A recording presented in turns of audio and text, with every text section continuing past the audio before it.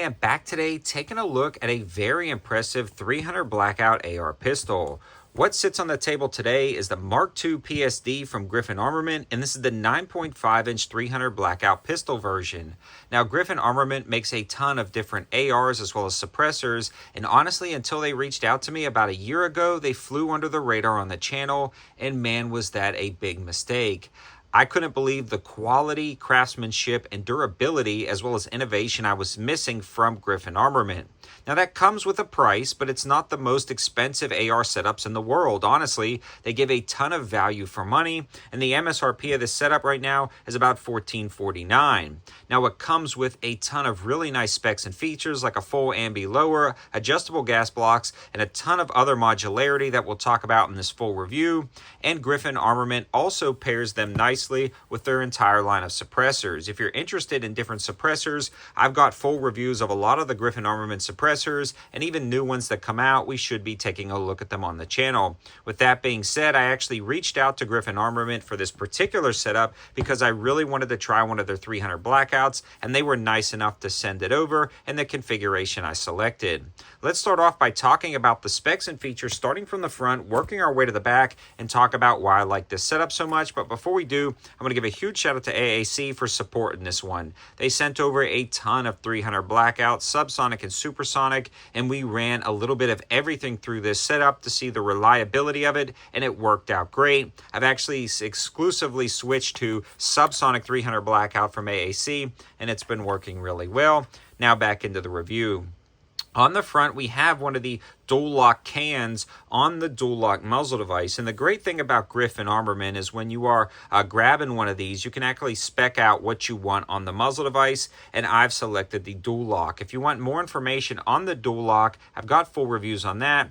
But in a nutshell, it's got a locking ring that you can put in a recessed position, thread on your suppressor with some coarser thread so it goes on pretty quick, snug it up, then pull that lock from the spring, rotate it over, and drop it down on a set of teeth, so no ratcheting and no possibility with this coming off.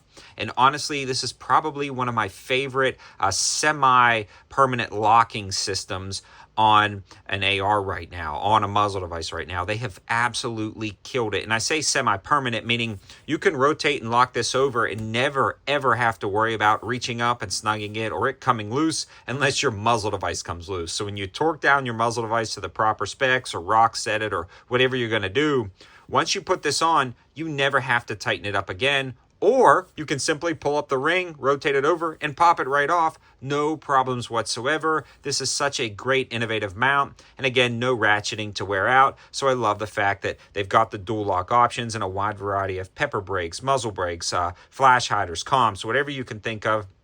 They offer that.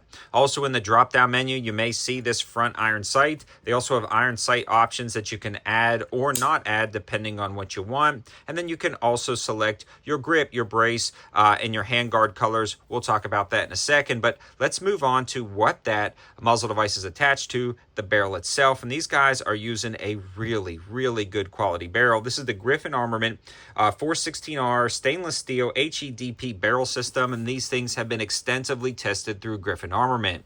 Griffin didn't just slap a barrel on this, and they've done a really good job with this 300 Blackout barrel system, and it's working out incredibly well when it comes to performance, accuracy, and durability. So absolutely no issues with this barrel system, and that stainless steel is going to wear in really nicely. In fact, I actually took this one out to 100 yards, and it was just plinking in the exact same spot. They've really killed it with the quality of the barrel. Now, attached to that barrel is going to be their pistol length gas system, and you do have a few options when it comes to that. They have pinned gas blocks, they have adjustable gas blocks, and then they also have a few different options you can select. This one is the gas block that I selected, which is the adjustable gas block, which is really convenient and works out well. Whether you're shooting supersonics or subsonics, this thing ran them all, but we'll talk about that in the reliability section. Now again, you can gather more detailed information from Griffin Armament on their particular gas blocks and which one may be right for you, but the new adjustable one that they just launched was installed on this setup and it worked out great. Now surrounding the barrel and gas system is their Griffin Armament rail system. It locks up rock solid, and I've got 2 Griffin Armament ARs now and I've never had any issues with their rail system. Monolithic pick rail at the top, M-locks on the sides, and they include these panels and you can select the colors again from drop-down menus, and this is really convenient. They also give you an extra panel if you don't want this hand stop version. And the only thing I ever complain about rail systems like this is the fact that they don't have QD slots. Well, Griffin Armament has resolved that. They include a removable QD slot that goes on the pick rail at the top that puts it at a 45-degree offset, and you can set it wherever you want, and it lines up perfectly. So Griffin already kind of saw the fact that they didn't have a QD and resolved that issue by giving you one of the most modular QD options I've seen for a flat top pick rail setup. So awesome. Kudos to them. They knocked it out of the park on that QD slot attachment, and it is again included right in the box. Moving along to the upper receiver, it's a fairly basic upper receiver, but it is going to be a good quality upper receiver. This has a standard dust cover forward assist, but the charging handle is actually their snatch charging handle. Let's take a look at that. This actually deflects the gases in a few different areas and a few different ways away from the shooter's face, and this is really key when you're running suppressed. And again, Griffin knows what they're doing. They've been making suppressors for a while, and they have some really innovative and nice designs, and they incorporate their ARs to be run suppressed since they are a huge suppressor manufacturer. And the snatch charging handle is a really good charging handle that mitigates the gas back in your face, so I'm really glad that they've included that in this particular setup. You can see one of the rear Griffin sights. They work out pretty nice, but again, you can add those if you want. Now, there's a few different BCGs you can select from. I'm running one of their standard mil-spec BCGs in here, and they work out incredibly well, and I've never had an issue with one of their BCGs. Now, they also offer, though, a new gas pocket BCG, but you really don't want to run that with their adjustable gas block. But if you do have a Griffin Armament setup, or you have a setup that's overgassed and you're interested in a kind of a gas diffusing BCG with the pocket on the other side, it helps vent the gases and slow that recoil back down into the shooter. So if you were having an overgassed issue with another AR, you may want to investigate some of Griffin Armament's gas pocket BCGs. Pretty cool option. We'll probably be doing a video on that in the future. Now, the next thing I want to talk about is the lower, and these are full ambi lowers, and they are done incredibly nice. Every aspect of attention to detail on this is just done incredibly well. You've got ambi controls both sides for the mag release as well as the bolt catch, and the bolt catch on this one is incredibly convenient. You can lift up here and catch the bolt from the other side, drop the mags, and you're good to go. It also has an ambi safety selector with the short inside on the other side, which I really like. Very audible, tactile, very nice to control. It also has a protective extrusion around the mag release so you don't accidentally bump it, but when you do have it in a shooter's grip, you can easily access that without any of the other controls getting in the way. So really good job on Griffin for those lower controls, especially being ambi. A flared mag well is incorporated, as well as an enhanced trigger guard for gloved fingers, and both of these are going to be key features that just give it a little bit of bonus over a standard AR. Nice touch there.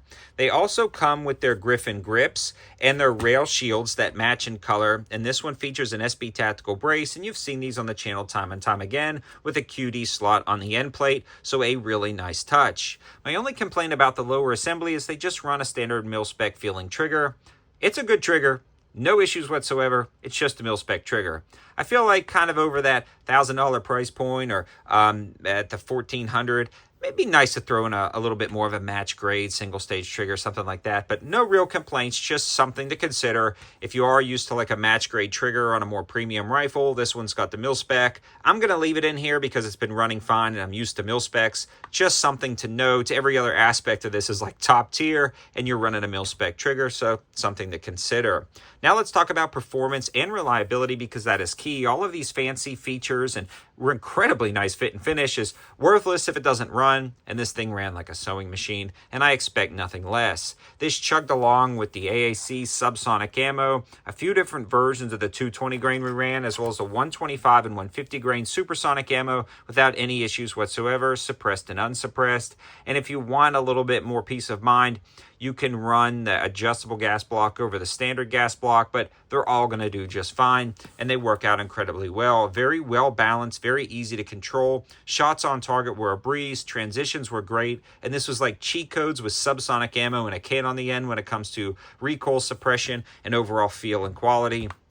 Love this setup. I think you will too. Again, for me, it is a little bit higher in price point than what I review normally, but I like to start expanding what I'm looking at kind of more towards the upper or top tiers. And this really packs a lot of stuff in without a ton of random fluff and marketing gimmicks. It just works. It's good. And a lot of other ARs in the price range don't offer anywhere near this feature set. And a lot of those other ARs, you're kind of paying for the name. This one puts its money where its mouth is and steps it up in quality and performance from everything from the muzzle locking system, barrel, rail, and all the way through the upper and lower. I think it's a great option, but let me know your thoughts about Griffin in the comment section below. I'd really love to hear if you guys tried them. More information on the campsite. Thanks for watching. Have a good one.